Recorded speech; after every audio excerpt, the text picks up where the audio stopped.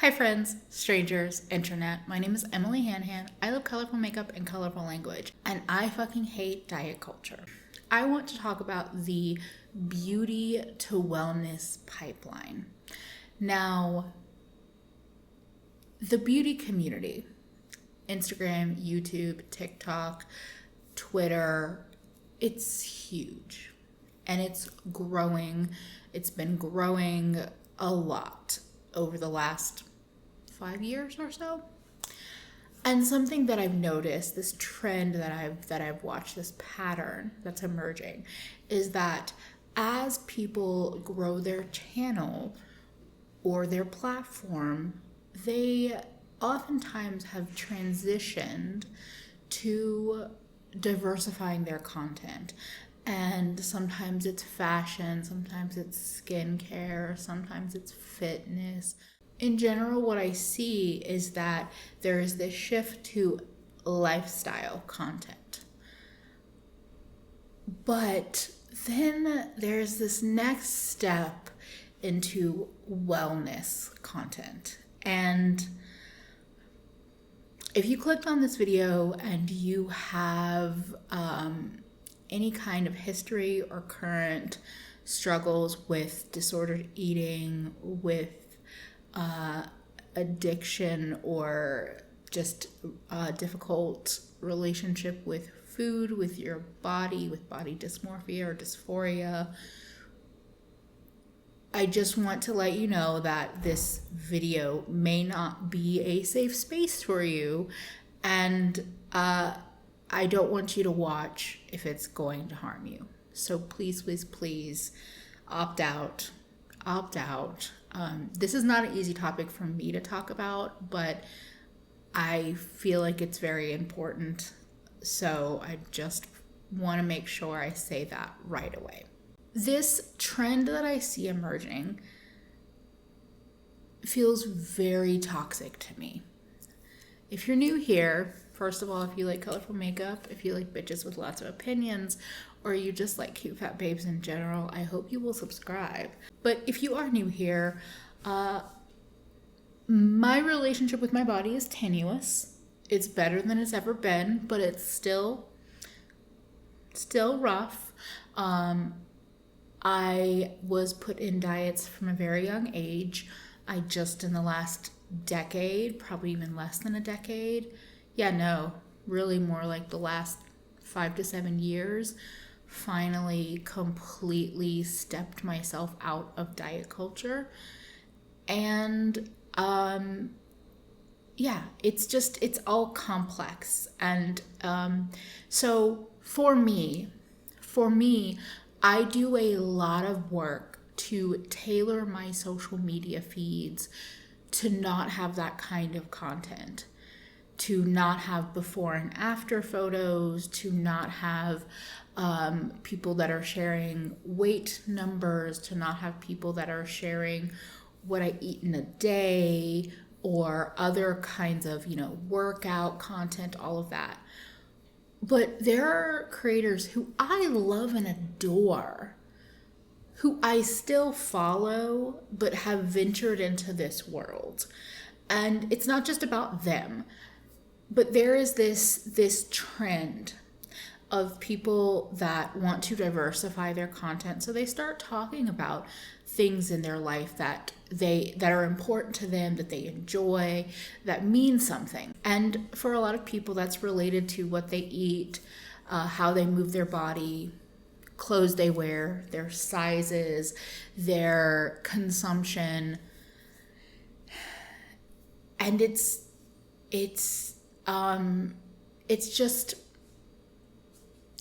challenging and sometimes painful to watch. Now, this video was inspired in some capacity by Jaclyn Hill and the whole Jaclyn's Journey thing, and the toxic language that I saw in just 2 of the Jaclyn's Journey's videos that I watched. But she's not the focus here. The way I've seen another troll, but popular troll, Trisha Paytas, talk about veganism and and all of that also kind of put it on my mind. But the reality is that there are creators that I love and adore that are making content that harms me or triggers me. And I've had to reshift how I look at watching their channels, following their Instagrams. I have to tread with caution.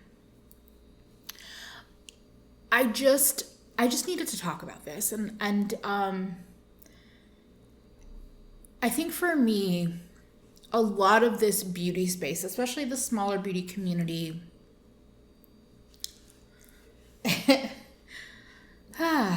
just got a little emotional. I knew this video was going to be not easy, but I wasn't expecting that already. A lot of us are weirdos, and I'm a weirdo and I love weirdos. My best friends are weirdos.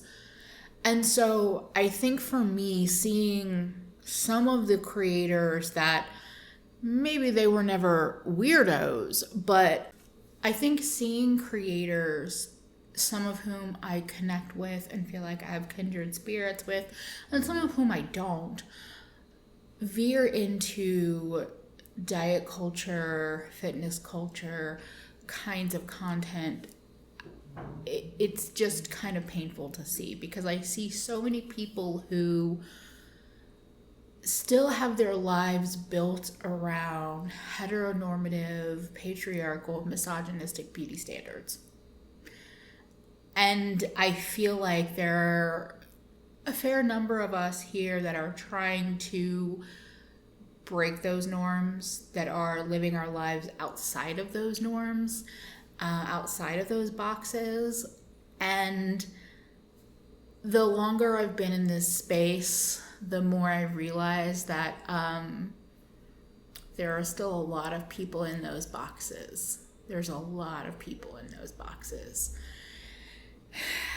There's a lot of people who hate their body, or want to make it smaller, want to punish it. There's a lot of people who it pains me when they talk about things in these realms. And I'm not saying you can't talk about it. Of course you can. But I think that there are healthy relationships to movement and food and all of these things, and there are unhealthy ones, and I'm seeing more unhealthy ones modeled on, out in the world, than I see kind of healthy ones. And I just want to remind people that just because you like someone's makeup style, just because they live an aspirational life to you, even because their body type is what you maybe are aspiring to be, it doesn't mean that they know jack shit about food, nutrition, what you should be eating, how much you should be moving, or how you should be moving. They don't know any of that. And I think in this moment, Jaclyn Hill is this extreme example, this almost parody of what diet culture is and what fatphobia is. Oh, corn is bad for you. I love these air popped popcorn chips. Did you hear yourself at both times? She is a clown version of it for me. But so many people are they are spreading that same kind of mixed messages. They are talking about things they don't really know how to talk about. And guess what? I'm not a nutritionist. I'm not a doctor. I'm not, a professional in any of these realms, but I do have 37 years of experience being around and living in this toxic place. And in some way, I have more nutritional experience than I feel like a lot of people do. I've taken classes on nutrition. I've read a lot of books. Like, but anyway, I'm still not even a person to be listening to about what you should or shouldn't put in your body or anything like that. So I've been saying this a lot lately, but this video was definitely inspired by conversations I had with my friend Yolanda. And something that she said that I think is very much on point is that as you grow, as you do, you know, social media, influencer kind of stuff more and more and more, you're on camera more, you're staring at your body. If you're transitioning kind of from just makeup and beauty to fashion, your home, all these other things, I feel like you are also physically seeing your body more on camera. More people are seeing your body. And I think that the pressures of you know, channel growth and of kind of society at large, I think they do become bigger and stronger and more influential on you. So just like how we might see actors from when they made their first indie movie to their pinnacle, how their body changes so drastically, how their face might change. Like, I can't help but think of Brittany Murphy from Clueless to the Brittany Murphy that, you know, we grew to know. I think that's also a big, big pressure. And I think that's a part of why wellness content becomes a focus point, because creators start feeling more pressure to make their bodies smaller, to make their, you know, themselves more muscularly toned, to make all of their features more societally acceptable. And that's also content.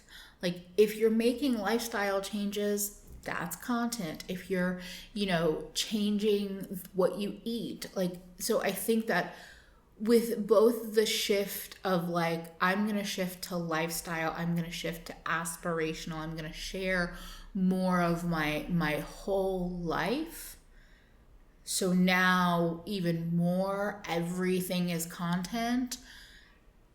It makes sense that then when you are, you know, trying out a new exercise class or whatever it might be, that is now content too.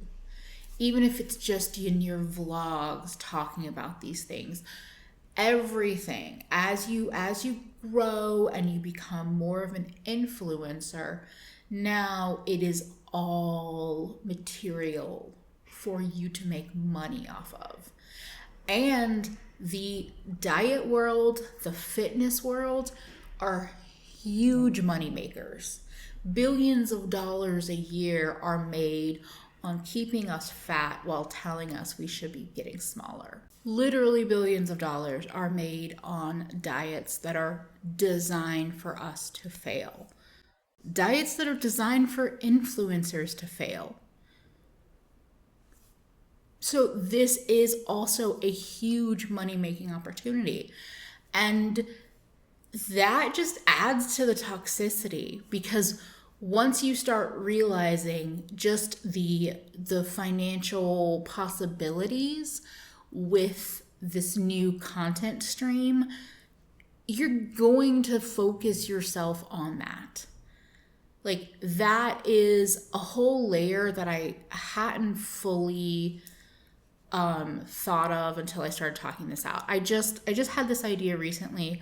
I tend to overthink doing these kinds of videos related to diet culture and that whole world, but I really wanted to just make the video and like put it out there and not get myself so worked up in making it a perfect video with perfect arguments. So I just want to say, like, the financial part is something that just kind of clicked, where it's like, this is a gigantic industry.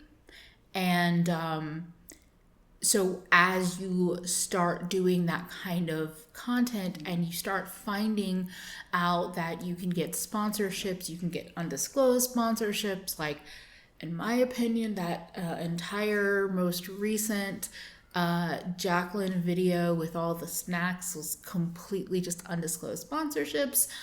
But, what do I know? I'm just a conspiracy theorist in the beauty community. The reality of all of this is that the world of social media, the world of influencing, is an incredibly vain place. And no matter how hard you might push back against that, the pressures will get to you. The financial incentives will get to you.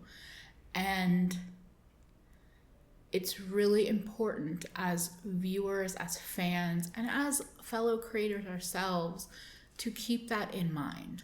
And the reality is that if you are looking for inspiration on new fitness classes to take or workouts to do, if you are looking for snack inspiration, if you are looking for, dietary inspiration, if you are still in a space where you are not loving your body and not happy with your body and wanting to change it and probably wanting to make it smaller, just my gentle or not so gentle reminder that your faves are making money off of you with this. Your faves are recommending things because it makes them money. And that's okay. I mean, undisclosed sponsorships are not okay. Making money off of videos is okay. But don't let them guide you into a worse relationship with your body or money lost in classes or food or the next meal kit or something else. Don't let them lead you into that space. It is really, really hard. I'm not saying that getting to a place of body neutrality or fat liberation is like something you can do alone, because it's not. But if you are watching videos from any creator who is directly giving advice or indirectly influencing you, I'm just begging you to think twice before just following their advice, because there is a whole lot of disordered eating disguised as new diets, intermittent fasting. There are a lot of people who are filling the void in another part of their life by fitness addiction. There are a lot of people that hate their body and are making millions on hating their body and indirectly making you feel not so great about your body either. You cannot sit there and tell me that you are totally fine with fat people, you just don't want to be fat, because that is fat phobic. If you want to say that you're fat phobic, say that all you want. But telling me that you're totally into body positivity, just not for you, that tells me so much about who you are as a person. So I don't know if any of this had an ultimate point, but if you've been here and you're watching, thank you so much for joining me. I would love to hear from you in the comments. Just feel free to share. I don't have a specific question for you right now, but take care of yourself, and thank you so much for being here, and hopefully I will see you again real soon. And most importantly, treat yourself better today than you did yesterday, because you are worth it. And it is worth taking time to take care of yourself. Bye, friends.